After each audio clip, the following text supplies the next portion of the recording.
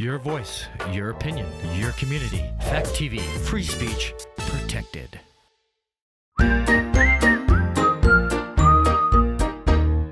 So we have our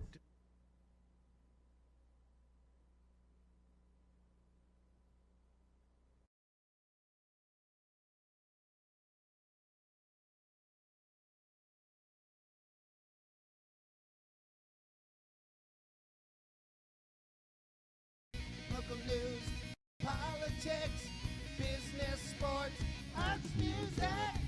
Mike and Marty on the beat. Mike and Marty. Mike and Marty on the beat. Good morning, Bellows Falls and Rockingham. It's Mike and Marty on the feed. Here we are. It's March 23rd, 2022. We're into spring.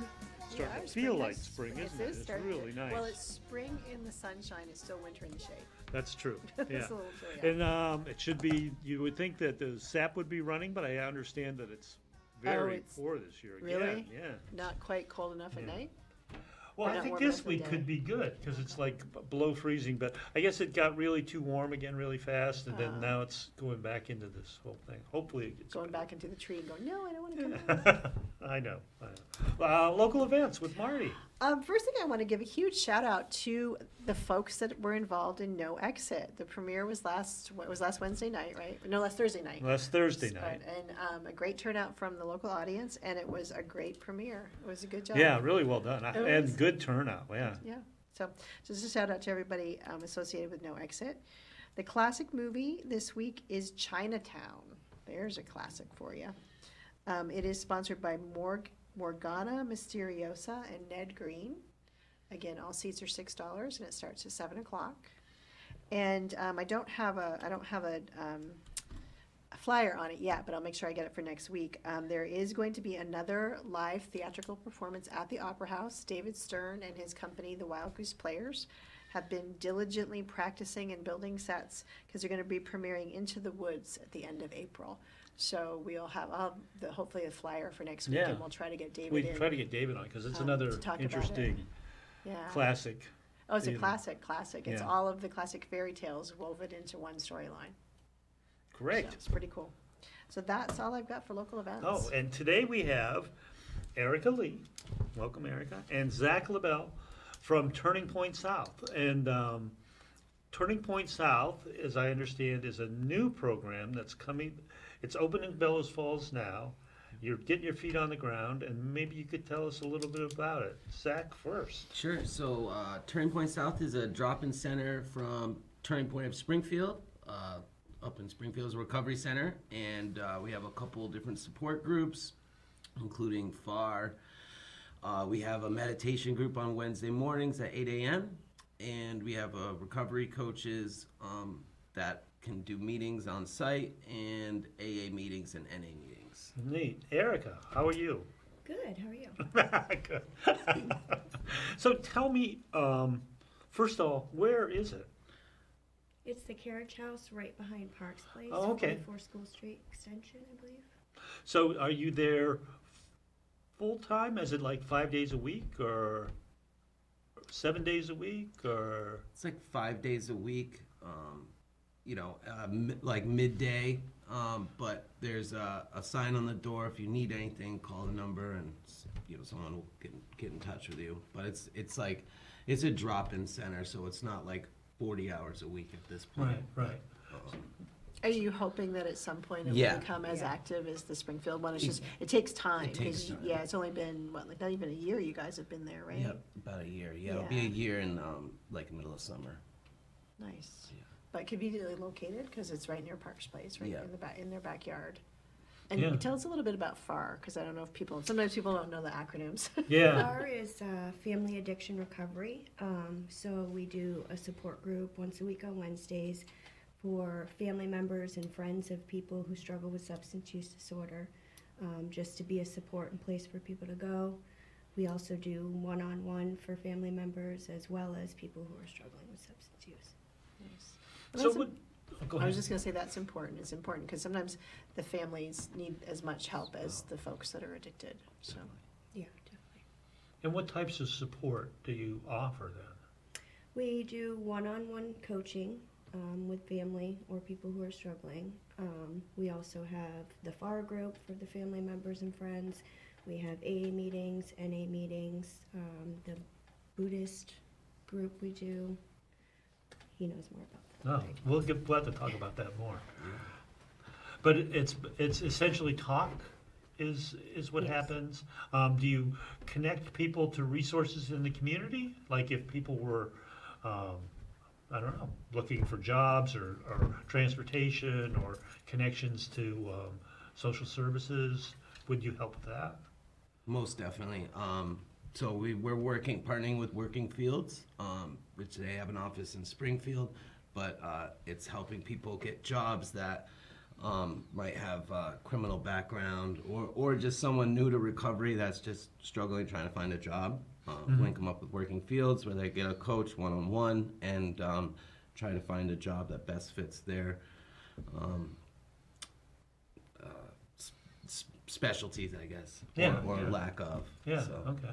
Yeah, it's a temp agency, and not only do they give you the employment, but they also assign you a recovery coach. Uh-huh. So you get to meet with a coach once a week and have that additional support. Boy, that has to be really good, because I can imagine one of the primary things is jobs. I mean, that it's just, so many people identify with what they do for work becomes their sort of persona.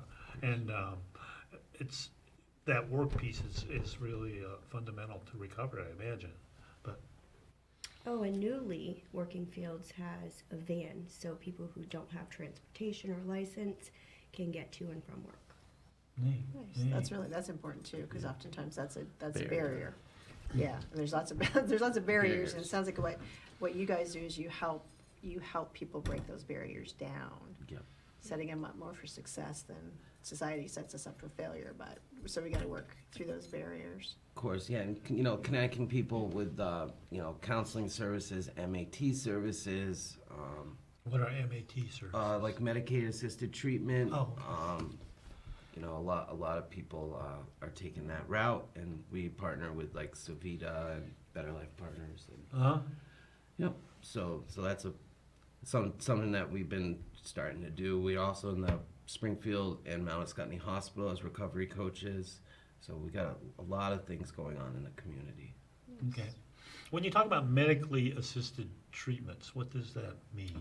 And- See, I like, I know you guys are in this all the time, but for some of us that are outside, we don't understand what all the terminology means. Like medically assisted, what does that mean? So you have like Suboxone, methadone, naltrexone, Vivitrol.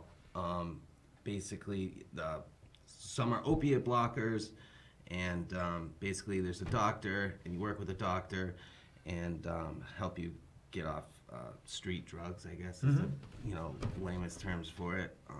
Get off because the fentanyl craze right now is wiping out communities, and it's different than it was 10 years ago trying to get off opiates. It's a lot better success rates, I guess, is the best. So okay. medication helps with the physical symptoms. It helps alleviate the urges or Yeah. the withdrawal Yep. symptoms, Exactly. and it's true for both alcohol and opiates, or Yeah, Yeah. definitely. So you were both recovery coaches, right? Yep. Yes. So do you want to speak a little bit to your how you became a recovery coach? Sure. Are you comfortable with that? Yeah. So I'm from Burlington originally.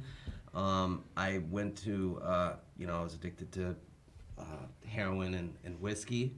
Those were my two things, and went to treatment many times. And my last time in treatment, I went to sober living at Turning Point, and that was the kind of what I needed after treatment. I kind of didn't follow through with anything leaving treatment, just went back to the same old. And so I went there and at Turning Point got linked up with services and got a job, and then COVID happened, and then I'm a cook by trade, and I went to Recovery Coach Academy and then did it part-time and finally started doing this full-time now. So it's I like being a support for somebody else because someone was support to me. yeah. So just again, for clarification, Turning Point is, I know of Turning Point in Springfield, but Turning Point is actually a much larger organization, right? Yeah, I think there's 13 Uh-huh. spread across the state. And is it just in Vermont, or is it in other states also?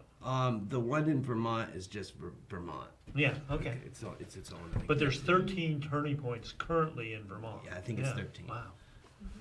That's Yeah, it's a pretty amazing. big network, and they've grown, I think,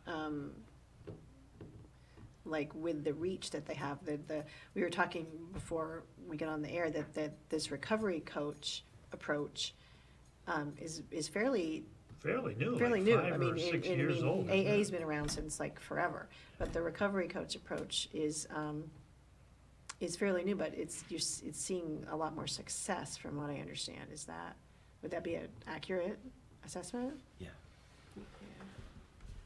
And because, and I think we've also touched on this before, but to kind of reiterate to the audience so they understand, recovery coaching is different than AA, and it's more, AA had a certain, like, very definitive parameters, Yeah. which worked for a lot of people Yeah. and still work, but didn't work for everybody. And that's how recovery coaching was born, is to be more, is it more tailored to what the actual Yes. person needs? Yep, 100%. We meet people where they're at. So no matter where you are on your path, we're there to support you and encourage you to help you succeed at your goals. And what does that look like? Like what is a, Phone calls and meetings once a week, just going over, what's going on in your life, what we can do to help you find resources, just to help you be successful. nice. And I think I saw on your website that you've now branched into youth recovery coaches. Yes. Yep, that has gained a ton of traction. It's super important to get ahead of it. Yeah, because I think that was, we were talking before we went on air, that was an area that was seriously lacking.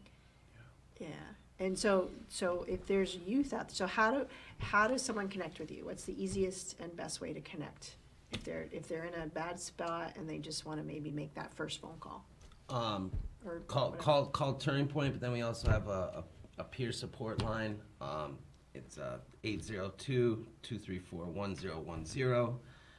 And that is on 24/7, and you can call it, and myself or one of the recovery coaches will answer, and link you up with services on the spot, or help you out, walk you through something, talk you through something, and link you up. And also like the recovery coaching back to the AA and NA, it's like multiple pathways. That's what we support. It's multiple pathways to recovery. Obviously, abstinence is like, one of the hardest things. So taking your time to get to that point, and there's multiple pathways. Just I can't say that enough. what is there a saying, I think it's Mike saying, any and all pathways, is that? Yeah. Any and all pathways to recovery, Exactly. which is, believe it or not, fairly new thinking. Yeah, of course. I mean, it was frowned upon for a long time, the Medicaid-assisted treatment, but they're seeing such success rates. I'll come out and say I was on the wagon of MAT, and it changed my life, and it helped me rebuild my life. So yeah, I'm definitely a supporter. I tried doing it without it, and it just It kind of makes sense because it's a disease, right? yeah. So we treat other diseases with medicine till people can maybe like say somebody has high blood pressure or and they go on high blood pressure meds.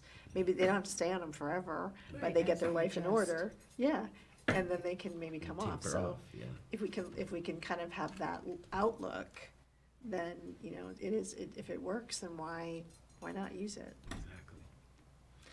So I also wanted to ask a little bit more about the meditation Yeah. that you have. That's in and of itself is a It's really cool. good approach. Yeah, so we have a local Lama named Tomas, and he's been heavily involved with Turning Point South. He's there daily, and he does morning meditation. He's also leading the NA support group. The morning meditation, you can also join in via Zoom, which is, really great for people that don't exactly want to leave their house. It's 8 a.m. or 7 a.m. So you can tune in with Tomas, and he's traveled the country and the world doing, his services. That's really cool. Yeah, he's amazing. Yeah. How did he come to be at Turning Point? So, I know he was involved before he traveled last time, but he went to Recovery Coach Academy, and working for a different organization. But he just came back, I think within the last year. Yeah. Cool. And he just wanted to get involved and found a place that he wanted to spend his time. And we're really lucky to have him. Mm-hmm. That sounds really like a great program. And again, it's that whole Different. every pathway. Yeah. It's so refreshing. That Yeah. It's like, It brings a smile to my face for sure. yeah, that's really cool. How would you say most people get connected? Do they walk in? Are they recovery coaches that are attached? I know that there's certain events that happen. I think that if people go to the hospital with an overdose, they're automatically connected. If they may be involved with law enforcement, they're automatically connected. And then families can sort of refer. But where would you say the majority of people come from? The emergency department? Think What do so? you think, Zach? Yeah, emergency department, and we're also doing Springfield Outreach program, and that's like an overdose. After an overdose, we get a referral, and then meet with the person with a social worker from that is a liaison for the police department, and that's another way to get to the people that might need services. But it's almost like it's an automatic referral, right? Right after. Yeah. Yeah. I think that's something new too, is the Yes. idea that the police automatically connect you, that there's an automatic connection to, ideally, to hopefully preventing an overdose from happening again, if they can be connected right away. And that's kind of a new school of thought as Yeah. well. More proactive than reactive. Yeah, exactly. Yeah. Yeah. So you mentioned earlier about the impact of COVID, and how has that impacted Turning Point and sort of, I heard initially, maybe not right when COVID started, but maybe 6 months in, that actually overdoses and drug usage were going up. Is that tapered? Is it like a sign? Does it go up and down, or how would you what do you think about that, or do you see a difference? I think drugs are getting cheaper. I feel like it's climbing. Still, I mean, it's there's so much work to do. really. Yeah, I don't think it's gonna go away anytime soon. Yeah, maybe there's almost like a rebound effect of like what people call COVID fatigue. We were all locked down for so long, and maybe we dealt with that, but maybe now getting back out, and there's just a lot more to deal with. You did mention, just in the way of moving things forward, that now you are federally licensed as recovery coaches, and which means it can be a Medicaid bill. Yeah. And that's huge for folks figuring out, how am I going to pay for this, or how am I going to get all this done? So has that opened up doors and made things easier? Or, I know it's more paperwork, but. Yeah, we got nationally certified through Recovery Partners of Vermont, and that happened last February. So that was a Nice. big piece. Exciting, really So that exciting. means that we can now work in a lot of different places we couldn't work before. Our services at Turning Point are always no charge, so that doesn't really affect that, but it brings us to more places. Nice. Yeah, but it works to bring you funding too, right? Yes. Because before, everything was sort of grant funded, and you lived from grant to grant.